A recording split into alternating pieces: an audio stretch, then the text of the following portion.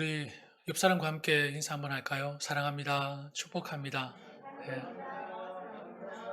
감사가 넘치는 그런 한 해가 되기를 원합니다. 예, 감사합니다.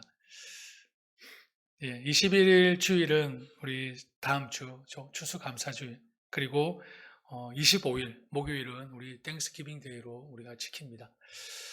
추수감사절을 왜 지키는지, 그리고 어떤 마음과 어떤 자세로 추수감사절을 지켜야 하는지, 그리고 또 추수감사절 날만 아니라 날마다 그리스도인은 어떤 마음과 자세로 살아야 하는지 오늘 말씀을 통해 함께 나누기를 원합니다.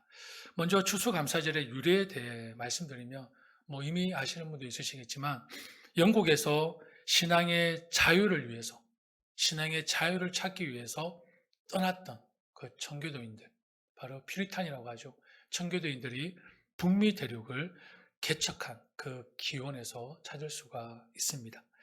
102명의 청교도들이 영국 남해안, 지금은 그 플리머스죠. 그 영국에도 원래는 그 지역이 영국에서 이름이 있었습니다. 플리머스라는 그런 항구에서 1620년 8월 5일 메이 플라워를 타고 미 대륙을 향해 항해를 시작했습니다. 그리고 11월 16일 지금의 매사추세츠의 그 플리머스에 정착하게 되었던 것입니다. 11월 중순에 도착한 그들은 강풍, 그리고 눈보라, 그리고 혹독한 추위, 질병과 식량 부족, 그리고 원주민들의 냉대, 들짐승들의 위험, 그리고 그할 집 하나 없는 절박한 상황 속에 있었습니다. 아무것도 없었습니다. 결국 그 해 겨울에 102명의 절반이 세상을 떠나고 말았습니다. 남아있는 생존자들도 지치고 건강이 쇠약해져 질병으로 신음하고 있었습니다. 따스한 봄날이 찾아왔습니다. 생존한 청교도들은 땅을 갈고 또 씨를 뿌리고 가꾸어 그해 가을 기대 이상의 추수를 거둬들였습니다. 그들은 하나님 앞에 눈물로 감사를 드리지 않을 수 없었습니다. 시편 126편 6절 말씀에 울며 씨를 뿌리는 자는 기쁨으로 단을 거두리로다. 청교도인들은 극심한 추위, 그리고 황무지와 같은 곳에서 살아남은 것, 신앙의 자유를 허락하여 주신 것, 그리고 미 대륙 개척자들로 삼아 주신 것, 이 모든 것에 하나님 앞에 진심으로 감사를 드렸던 것입니다. 결국 청교도인들은 북아메리카로 건너온 다음에 1621년 가을에 추수한 첫 곡식들과 채소들 중 최고 좋은 것, 처음 익은 열매로 하나님께 첫 추수감사절 예배를 드렸던 것입니다. 그리고 원주민인 인디언들도 칠면조 구운 요리, 그리고 호박파이를 가져와 같이 친교를 나눴습니다. 그것이 유래가 되어서 추수감사절에는 우리가 무엇을 먹죠? 칠면조. 그죠? 저는 별로 그렇게 칠면조와 호박파이, 거기서 바로 유래가 된 것입니다. 그래서 1623년에 그 플리머스 책임 행정관인 그 윌리엄 브래드포가 바로 추수감사절을 공식 선언했고 1789년 조지 워싱턴 대통령이 바로 이 날을 국가 기념일로 선포를 했습니다. 그런데 각 주마다 지키는 날짜가 틀렸습니다. 그런데 지금은 다 통일되어 있지 않습니까? 그게 바로 누가 제정했을까요? 퀴즈입니다. 선물 준비할 거 그랬나요, 제가? 누가 제정했을까요? 1863년 바로 16대 대통령인 아브라함 링컨이 바로 11월 넷째 주 목요일로 통일을 시켰고 지금까지 지키고 있는 것입니다. 이 정도면 추수감사절 어느 정도 기본적인 상식은 여러분 받아들이셨죠? 예, 지금까지 지키고 있는 추수감사절의 바로 유래입니다. 사실 추수감사라는 말에 아무런 느낌도 없이 살아가는 것이 아마 우리 중 대부분이 아닐까 저는 생각합니다. 왜냐하면 우리가 사는 이 도시에는 밭을 갈고 씨를 뿌리며 농사를 지어 추수하는 것이 아니라 컴퓨터, 스마트폰 이런 기계들을 사용하고 또 서류를 만지는 삶에 익숙한 도시에 살고 있기 때문이 아닐까 생각합니다. 그러나 아무리 기계를 사용하거나 서류를 만지고 있어도 우리는 땅을 통해 얻은 곡식들을 섭취하지 않고서는 결코 살 수 없습니다.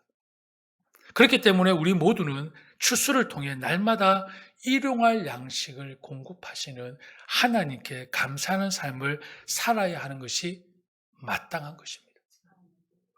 또한 우리가 기억해야 할 것은 곡식의 수확만이 추수가 아니라는 것입니다.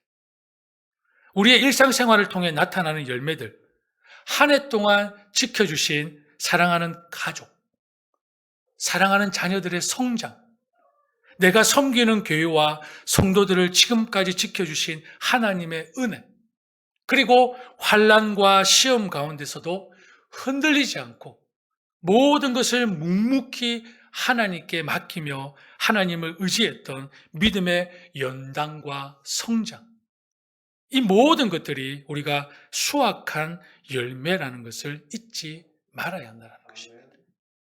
따라서 추수감사절은 단순히 곡식을 수확한 것에 대한 감사만이 아니라 한 해를 살아오면서 삶 가운데 맺어진 열매에 대한 감사라고 말씀드릴 수 있는 것입니다. 인생, 우리는 그 자체를 농사에 비유하곤 합니다. 우리 모두가 삶 가운데 무언가를 심고 있고 그리고 그 심은 것을 거두고 있습니다. 2020년 한 해도 하나님께서는 저와 여러분에게 주신 능력과 생명과 관계와 시간을 통해 무엇인가를 뿌리게 하셨고 심게 하셨고 그리고 거두어 드리게 하셨습니다. 그렇다면 한 해를 돌아보며 감사하는 이 시점에서 나 자신의 건강과 영적 성숙을 위해, 내 가정의 건강과 영적 성숙을 위해, 그리고 나의 관계의 건강과 영적 성숙을 위해, 그리고 내가 섬기는 교회와 교회의 건강과 성숙을 위해 여러분은 무엇을 뿌렸습니까? 그리고 무엇을 심었습니까? 그리고 추수하는 이 계절에 어떤 열매를 거두어 드리고 있으십니까? 무엇보다 여러분이 거두어 드린 그 열매를 통해 하나님께 감사하며 영광을 올려드리기에 부족함이 없으십니까? 어떻습니까? 2021년 한 해를 돌아볼 때에 나의 건강과 영적인 성숙을 위해, 내 가정의 건강과 성숙을 위해, 내 관계의 건강과 성숙을 위해, 교회의 건강과 성숙을 위해 여러분의 뿌려서 거두어드린 그 열매가 하나님께 영광을 올려드리기에 부족함이 없으십니까? 사실 지나온 시간을 스스로 평가하는 것은 쉽지 않습니다. 나를 평가하는 가장 쉽고도 빠른 방법이 있습니다. 그것은 내 주변, 가장 가까운 사람을 통해 평가를 받는 것입니다. 그래서 우리는 저번 주에도 말씀드렸듯이 소그룹이 필요합니다. 모임이 필요합니다. 작은 모임. 이 대모임이 아닌 소모임이 우리에게 필요합니다. 내 안에 갇혀있는 사람은 여러분 세상을 볼 수가 없습니다. 마음은 좁아지고 생각도 좁아지고 시야도 좁아질 수밖에 없습니다. 뭐만 강해지죠? 고집만 강해집니다. 내 주장만 강해집니다. 공동체 생활을 하지 않는 사람들, 모임을 소홀히 하는 사람들, 모이기를 피하는 사람들은 서로 사랑과 선행으로 격려할 수가 없습니다. 내 자신을 돌아볼 수 없다는 것입니다. 그리고 서로를 돌아볼 수가 없습니다. 그래서 우리는 작은 모임이 필요하고 계속해서 그런 모임들을 만들어 가야 합니다. 잠깐 저의 목회적인 비전을 말씀드린 겁니다. 여하튼 나를 평가하는 가장 쉽고도 바른 방법은 내 주변을 통해 나를 평가받는 것입니다. 내 가족과 교회 성도들에게 나의 삶에 대해 평가를 받는다면 어떤 평가를 받을 수 있겠습니까? 나에게 감사와 칭찬이 많을 것 같습니까? 아니면 그렇지 못할 것 같습니까? 스스로 한번 돌아보시기를 바랍니다. 한번 생각해 보십시오. 보면 볼수록, 그리고 알면 알수록, 해가 거듭될수록 당신은 너무 멋진 남편입니다. 당신은 너무 멋진 아내입니다. 당신은 너무나 멋진 형제입니다. 자매입니다. 당신은 만나면 만날수록 기쁨이 넘치고 감사가 넘치는 성숙한 사람입니다. 이런 칭찬과 격려, 그것도 가장 가까운 사람에게 이런 칭찬을 받는다면 그 사람은 정말 감사가 넘치는 한 해요, 행복한 한 해요, 성숙한 한 해를 보낸 것이라고 저는 감히 말씀드리고 싶습니다. 내 주변을 통해 칭찬을 받았다. 2021년 한 해를 돌아보면 기쁨과 감사한 일보다 불안과 걱정과 짜증과 아픔과 힘든 일이 많았던 한 해였습니다. 온 세계가 코로나로 얼마나 큰 고통과 아픔을 겪었습니까? 지금도 진행 중입니다. 가정적, 사회적으로, 육체적으로, 정신적으로 대부분의 사람들이 힘들고 어려웠습니다. 그럼에도 불구하고 하나님께서는 우리를 향해 말씀하십니다. 뭐라고 말씀하십니까? 범사에 감사. 데살로니가전서 5장 18절 말씀에 범사에 감사하라. 이것이 그리스도 예수 안에서 너희를 향하신 하나님의 뜻이니라. 다시 말씀드리면 모든 일에 있어서 감사하지 않으면 하나님의 뜻 가운데 사는 것입니까? 그렇게 살지 못하는 것입니까? 그렇게 살지 못하는 것이죠. 모든 일에 있어서 감사하지 않으면 하나님의 뜻 가운데 사는 것이 아니라고 말씀하고 있습니다. 물론 감사할 일을 찾기가 어렵습니다. 먹고 살기 위해서 아침부터 밤까지 수고하며 애쓰는 그 삶에 이제 지쳐갈 수도 있습니다. 번아웃 될 수도 있습니다. 참고 인내한 만큼 대접을 받는 것도 아닙니다. 열심히 수고하고 애쓴 만큼 대우를 받는 것도 아닙니다. 삶 속에서 아무런 흥이 나지 않을 수도 있습니다. 집에 열심히 일하고 집에 돌아오니 여러분 어떻습니까? 그렇게 매일 보고 싶어서 죽을 때까지 내 편으로 내 동지로 함께 하고 싶어서 결혼까지 했는데 그랬던 남편의 얼굴을 아내의 얼굴을 보고 있자니 헐 도대체 무슨 일이 있었던 것입니까? 나의 위로가 되고 힘들고 지칠 때 기대어 쉼을 얻어야 할 내 남편이, 내 아내가 이제는 더 이상 그런 존재가 아닌 것 같습니다. 오히려 마주치기가 불안합니다. 다툴까 싶어서 걱정합니다. 교회에 와도 마찬가지입니다. 성도 간의 만남을 통해 기쁨과 즐거움이 있어야 하는데 더 이상 그렇지 않은 것 같습니다. 예배를 통해 하나님을 만나고 하나님의 은혜를 사모하여 위로와 평안을 누려야 하는데 더 이상 그런 위로와 평안을 얻기가 힘듭니다.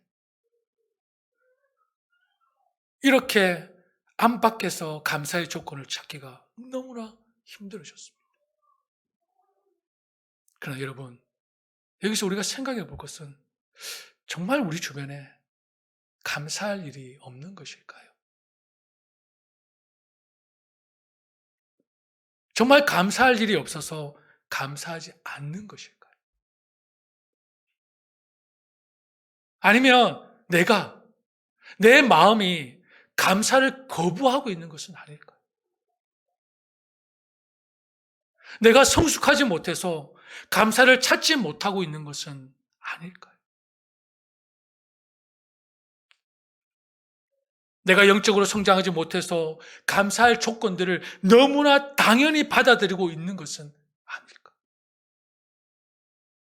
아니, 오히려 그 감사할 조건들을 우리는 지금 불평으로, 불만으로, 놀랍게도 그렇게 성화시키고 있는 것은 아닐까? 감사해야 될 조건들을 오히려 지금 불평으로 바라보고 있고, 불만으로 바라보고 있는.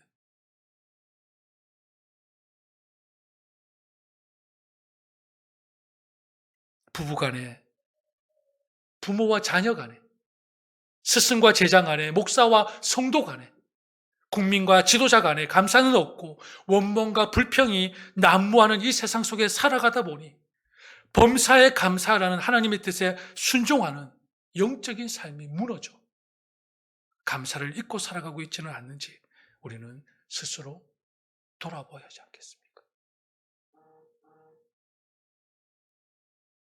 아이가 자라서 어른이 되기 위해서는 두 가지가 충족되어야 합니다.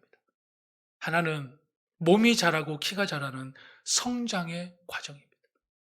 그리고 또 하나는 마음이 자라고 정신이 자라고 지능이 자라고 인격이 자라는 성숙의 과정입니다. 두 가지가 충족되어야 합니다.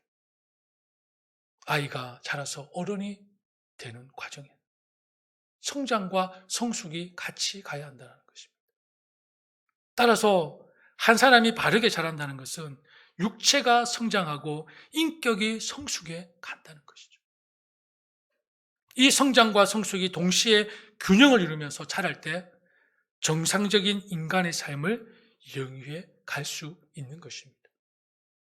그런데 만약에 육체는 시간과 세월이 흐르면서 자연적으로 성장해 가는데 인격이 성숙하지 못하게 되면 그 사람을 우리는 무엇이라고 부릅니까? 미성숙한 사람이라고 말을 합니다. 미성숙한 사람. 그리스도인에게 있어서도 감사도 마찬가지입니다. 그리스도인의 삶에 있어서 감사는 하나님의 뜻이라고 분명히 말씀하셨습니다. 마땅히 지켜야 할 하나님의 명령이라는 것입니다. 그리스도인의 본분입니다. 우리의 삶 속에서 성숙한 감사의 열매가 나타나야 하는 것은 당연한 것입니다.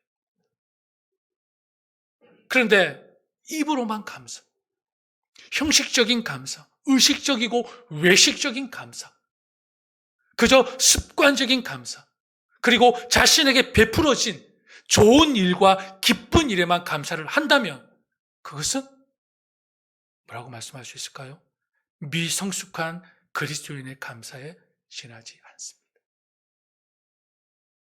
이러한 감사는 영적으로 성숙하지 못한 감사라는 것입니다. 하나님께서는 하나님의 자녀들이 성숙한 신앙인으로서 자라가기를 원하십니다.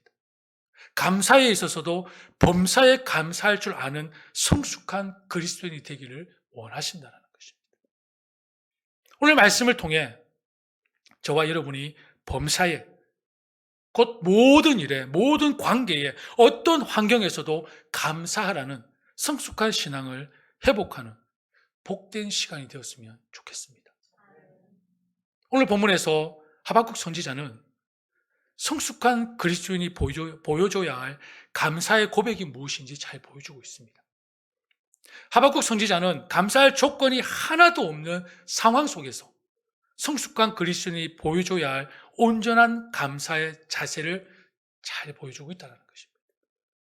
당시 성군이었다. 그리고 종교개혁을 일으켰던 요시야, 그 왕의 죽음으로 인해 유다 전체가 흔들리기 시작했습니다. 나라가 불안하니 종교가 부패해지기 시작했습니다. 사람들이 모두 자기 중심적으로 변합니다. 자기 의만 주장하니 서로 비판하고 다투기 시작합니다.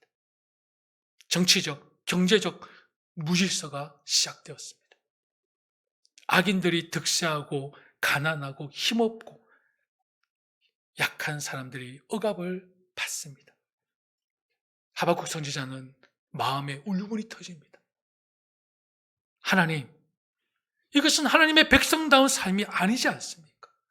악한 자들이 득세하고 권력을 가지고 돈을 가진 자가 없는 자를, 약한 자를 억압하는 세상을 보시고도 하나님께서는 왜 묵묵히 침묵만 하고 계십니까?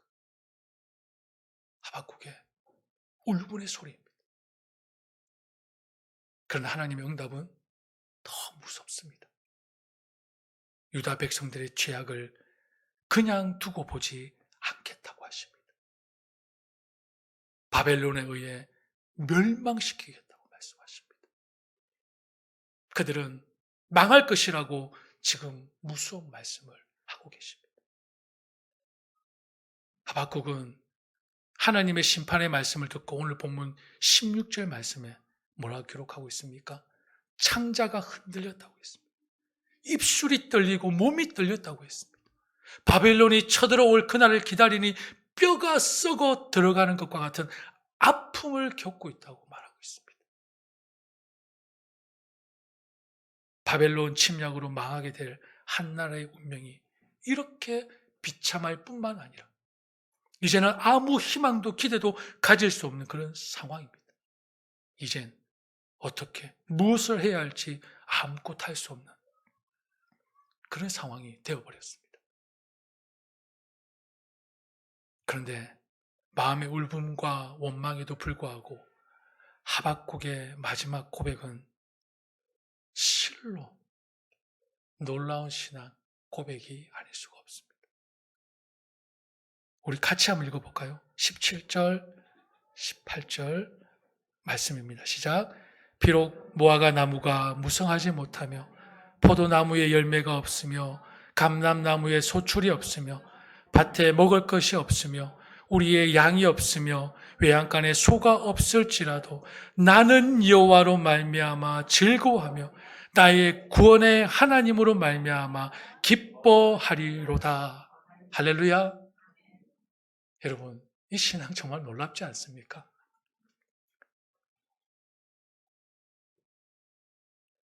하박국의 이 고백이 저와 여러분의 삶의 도전이 되기를 축복합니다. 이 하박국의 고백에 어떤 의미가 담겨져 있을까요? 과일 나무와 밭의 식물, 그리고 양과 소, 이 모든 것들은 인간의 생존을 위해서 절대적으로 필요한 양식들입니다. 그런데 이 모든 것들이 없다 하더라도 하박국은 고백합니다. 여호와를 향한 구원의 소망만은 버리지 않겠습니다. 구원의 소망만은 포기하지 않겠습니다. 이 모든 것들이 없다 할지라. 엄청난 고난과 가난에 처하게 된다 하더라도 구원에 대한 확신과 소망으로 말미암아 기뻐하고 즐거워하겠습니다. 악한 세력이 아무리 강성하고 그들로 인해 아무리 큰 고통과 고난과 환난을 겪는다 할지라도 반드시 원수를 심판하시고 성도를 구원하실 여호와 하나님으로 말미암아 즐거워하며 기뻐하겠습니다. 할렐루야. 이것이 바로 하박국의 고백입니다. 여러분, 얼마나 멋진 고백입니까? 얼마나 성숙한 그리스도인의 고백입니까?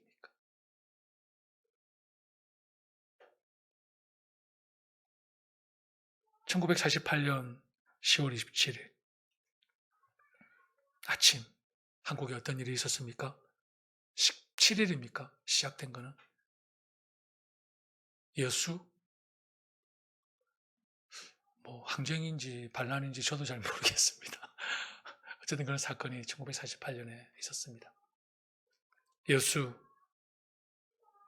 지금은 성산교회입니다. 그 당시에는 애양원 교회에서 드려진 공산주의 청년에게 총살당한 두 남자의 장례식이 치러졌습니다. 그때 두 아들을 잃은 아버지의 기도 내용은 이렇습니다. 하나님, 두 아들을 죽인 원수를 살려주십시오. 두 아들은 죽어서 천국 갔는데 아들을 죽인 원수가 지금 죽으면 지옥 갈 것이 분명하니 그 원수를 살려서 예수 믿고 구원받게 해 주십시오. 그러면서 두 아들의 순교에 대해 감사하면서 감사원금까지 드립니다. 지금으로는 액수가 얼마 안 되지만 6년치, 6년에서 10년치의 저는 사례비로 알고 있습니다.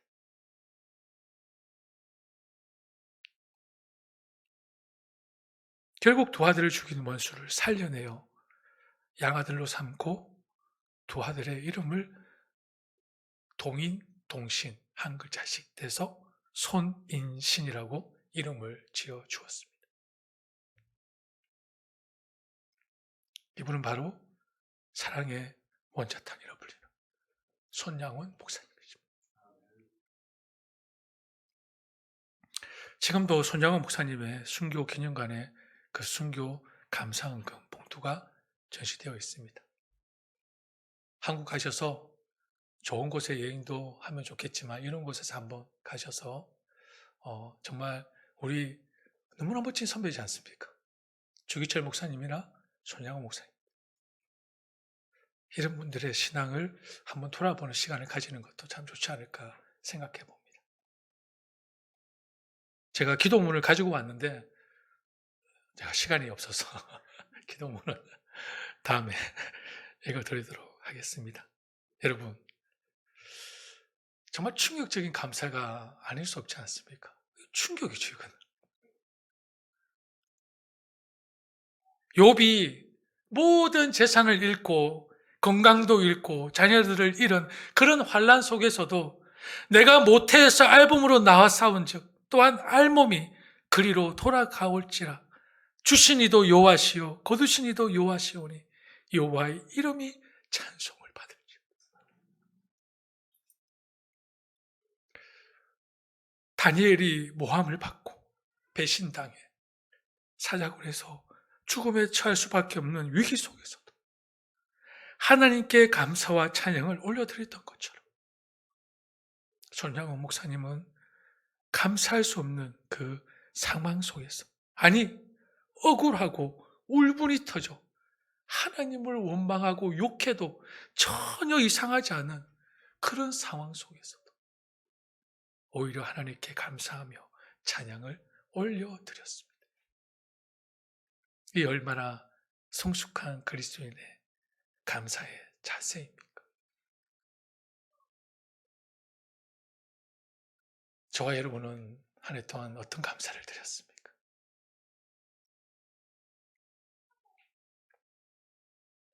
이 땅에 사는 많은 사람들은 자신의 처지를 생각하며 다른 사람과 비교하고 다른 사람들의 삶을 부러워합니다. 내 남편을 비교합니다. 내 아내를 비교합니다. 내 자녀를 비교합니다. 심지어 내가 섬기는 교회를 비교합니다. 여러분, 이런 사람의 입에서 감사가 나올 수 있겠습니까? 또한 이런 사람도 있습니다. 다른 사람들보다 내가 더 많은 것을, 더 좋은 것을, 더 좋은 조건을 가지고 있기 때문에 감사하는 사람들이 있습니다. 많은 사람들이 이런 조건적인 감사의 삶을 살고 싶어 합니다. 물론 가진 것에 대한 감사를 올려드리는 것은 당연한 것이며 마땅히 해야 합니다. 그러나 저는 개인적으로 이것은 어린아이 수준에 머물러 있는 감사라고 말씀드리고 싶습니다. 왜냐하면 이런 감사는 부분적이고 일시적이고 순간적으로 끝날 수 있기 때문입니다. 내가 가진 것에 대해 감사한다. 그런가 하면 이런 사람도 있습니다. 나보다 못한 사람을 바라보며 감사하는 사람이 있습니다. 병원에 입원해 있는 사람들을 보면서 건강한 자신의 모습에 대해 감사하는 것입니다.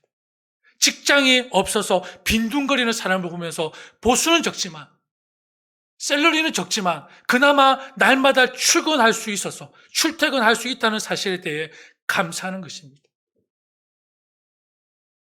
이것 또한 당연히 해야 할 감사인 조건인 것은 당연한 것입니다. 그러나 그것보다 더 차원이 높은 감사가 있습니다. 이것과 비교할 수 없는 감사가 있습니다. 성숙한 그리스도인으로서, 성숙한 성도로서 마땅히 해야 할 그 어떤 감사의 조건보다 감사에 감사를 더해야 하는 감사가 있습니다. 그것은 바로 모든 만물의 창조주이심, 나의 죄를 위해 독생자 예수 그리스도를 이 땅에 보내어 십자가에 죽게 하심으로 나를 향한 사랑을 확증하신 구원의 하나님, 그 하나님을 바라보며 그 하나님 때문에 감사하는 삶이 바로 성숙한 신앙인의 감사의 자세라는 것입니다.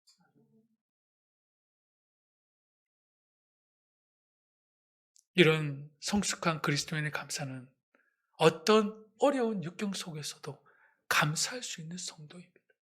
내가 가졌던, 가지지 못했던, 내가 질병이 있던 질병이 없던, 내가 누리던 누리지 못한 나를 구원하신 하나님이 나와 함께 하신다. 그럼에도 불구하고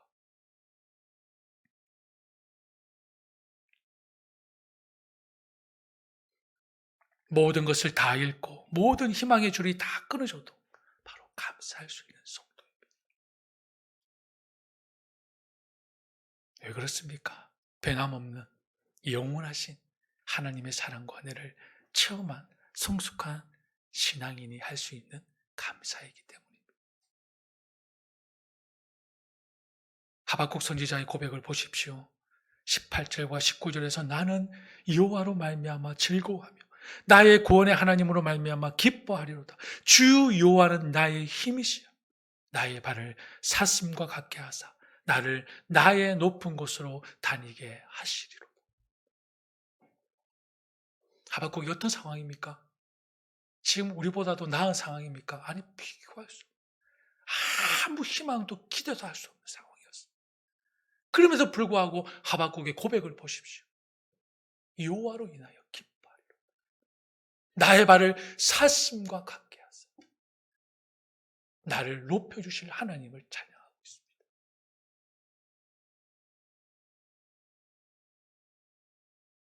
이 노래를 부르는 그 심정을 한번 생각해 보십시오. 억울해서 분통이 터지는데 정의와 공의는 사라지고 없고 악한 자들이 기성을 부리며 그들이 옳다고 자랑하며 공격하고 있습니다. 그런데 하나님은 묵묵히 가만히 계시기만 하고 아무런 반응이 없습니다. 그래서 하나님을 향해 기도했더니 돌아오는 응답은 유다를 쳐서 멸망시키겠다고 심판의 말씀을 하십니다. 이러한 상황 가운데 하박국이 여호와로 인하여 기뻐하리라 고백하고 있는 것입니다. 오직 하나님 안에서만 참된 안식과 만족을 누릴 수 있음을 하박국 선지자는 알았기에 여호와로 인하여 하나님 안에서 기뻐하리라 감사의 찬양을 부르고 있는 것입니다. 여호와 하나님은 힘이시기에 괴로움 당하는 하나님의 자녀들을 결코 그냥 버려두지 아니하시고 도와주실 분이심을 확신하면서 사방으로 대적들에게 둘러싸여 있다 할지라도 낙심하지 아니하고 핍박을 받아도 하나님으로 인하여 기뻐하리라 감사의 찬양을 드리고 있는 것입니다. 말씀을 맺겠습니다. 사랑하는 여러분, 감사하며 산다는 것이 얼마나 행복한 일인지 아십니까? 감사할 수 있다는 것. 더욱이 그리스도인으로서 하나님으로 인하여 기뻐하며 감사할 수 있다는 것은 너무나 큰 행복이며 위로이며 은혜가 아닐 수 없습니다. 그 무엇과 비교할 수 있겠습니까? 하나님으로 인하여 만족함을 누리는 성숙한 성도, 하나님으로 인하여 감사의 노용이 넘쳐나는 성숙한 가정, 여호와 하나님으로 인하여 감사의 제목이 풍성해져 가는 성숙한 교회, 이런 성도, 이런 가정, 이런 교회, 여러분 세상이 감당할 수 있겠습니까? 감당 못합니다. 세상이 아무리 공격해 보십시오. 이런 성도, 이런 가정, 이런 교회 절대로 무너지지 않습니다. 아무리 큰 폭풍이 몰아친다 하더라도, 어떠한 시련과 환란이 닥쳐온다 하더라도, 어떤 악한 세력들이 공격해온다 할지라도 결코 무너지지 않을 것입니다. 오히려 여호와 하나님으로 인하여 참된 만족과 기쁨과 감사를 누릴 것입니다. 사랑하는 여러분, 하나님을 믿는 저와 여러분들은 이제는 더 이상 불평하지 맙시다. 하나님을 믿는 저와 여러분들은 더 이상 원망하지 마시기를 바랍니다. 다른 사람들을 바라보며 부러워하지 마십시오. 부러우면 그죠, 지는 것입니다. 부러우면 지는 것입니다. 그것보다 더 큰 것은 우리를 향한 하나님의 뜻이 아닙니다. 그리스도인의 삶이 아니라는 것입니다. 또한 어린아이와 같은 감사에서 머물러 있지 마십시오. 나에게 뭔가 기쁜 일이 생길 때만 감사하고, 나에게 뭔가 이득이 생길 때만 감사하고, 그리고 남과 비교해서 내가 더 건강하니까 감사하고, 여기서만 멈추지 말라는 것입니다.